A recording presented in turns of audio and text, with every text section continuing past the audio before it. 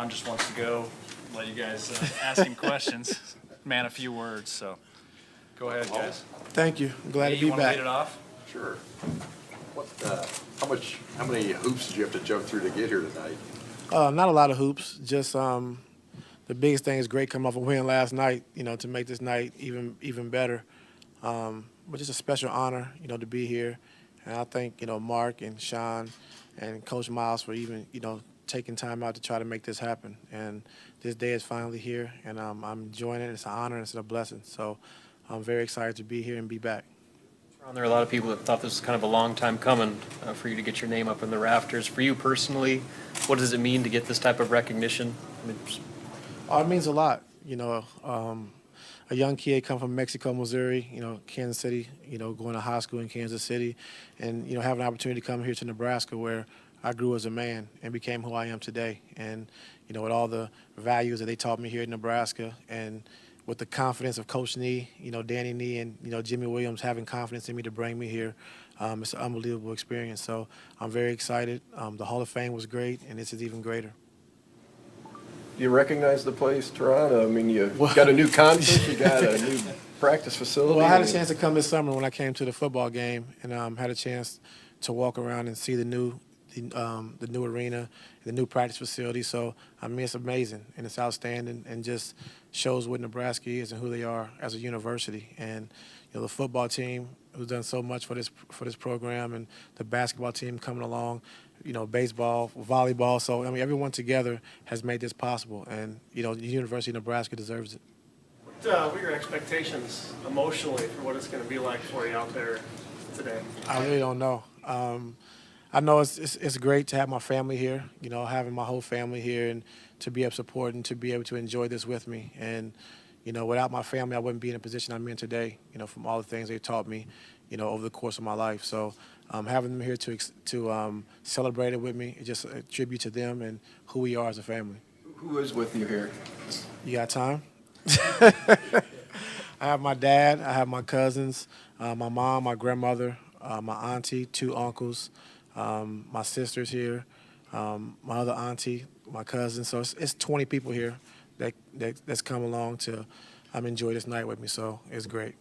You've become one of the biggest recruiting cells for this program. How do you think your legacy can help push this program forward? Well, I hope in any way possible, with Coach Miles here doing a great job. And I love who he is and what he's brought to this team. And, any way I can help and be a part of this, university, I'm always for it. And if they could use me any way they want to, and I'm here for them, and they know that, Coach Miles knows that, Sean and Mark know that. So it's just great, and they can take advantage of me, and I'm going to do whatever I can to help. What's the enduring memory of your time here at Nebraska?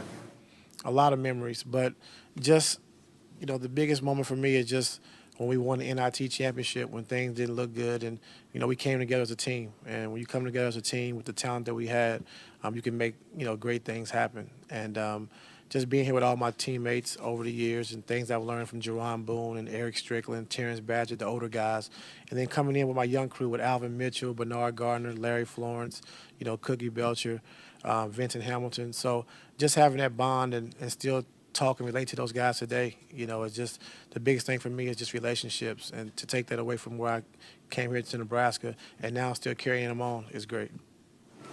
Tyronn, this number that's being retired, when you came here, did you ask Coach Nee for that number?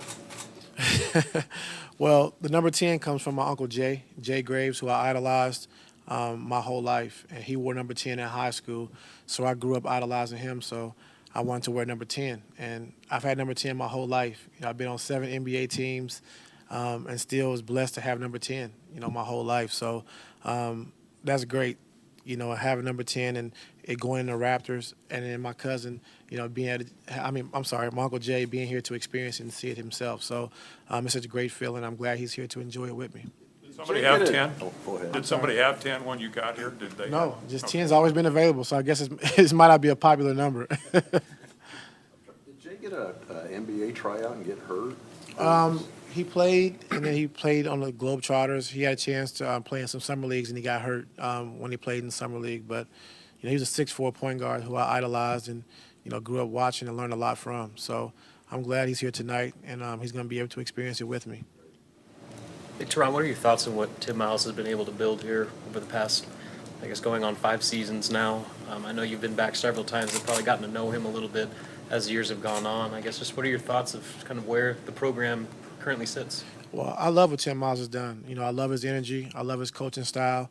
And I love he's all about family. The team is more about family and how he brings the older players, keeps those guys involved. And you need that. And for a program to continue to grow and be successful, you need, the older players to come around and see what, like now with what the university has built and what it's become. And it's all because of guys who paved the way before I got here, Stu Lance and, Hoppin and Eric Podkowski and those guys to help grow the program and to get it where it is today. So Coach Miles has been unbelievable. We have a great relationship.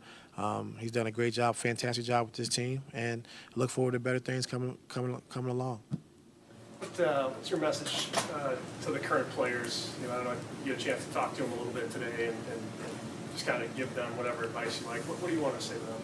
Well, just a message that's, be about team. When you focus and it's about team, you can always get over any hurdle. When things get hard and get tough, you got to pull together and not pull apart. And, one thing I live by is when you want to be a leader and be a role model, you can't pick and choose when you want to do it. You got to do it every single night. You can't do it tonight when things are going well. You got to do it when things are going bad. So just stay together, stay the course. It's a process. And just be about team first. Coach Miles mentioned that you reached out to Petaway when his mother was sick. Have you reached out to any other Huskers players in recent seasons other than him? I have, but I just always just take it slow. I don't want to be stepping on any of the coaches' toes by calling guys, telling them what they should be doing or they shouldn't be doing. But Petaway was going through a tough stretch and dealing with his mom being sick. My mom was sick at the same time, so I could relate. And anytime I can do things like that, through the coaches first, then I would love to do that. At what point when you were playing, did you think that when you were done playing that maybe you would coach? Never.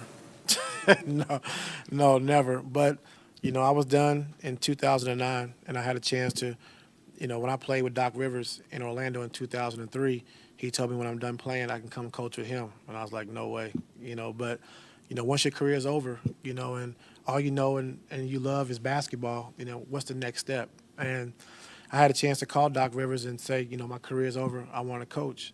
And he said, okay, I'll get back to you in 2 days. And you're like, oh, well, you know what that means. But he called me in 2 days. He had a job for me. And that's who I model my coaching technique after. Everything I do is Doc Rivers driven, and he gave me my first opportunity. And without him, I wouldn't be where I'm at today. So I didn't think I would ever coach. It's tough.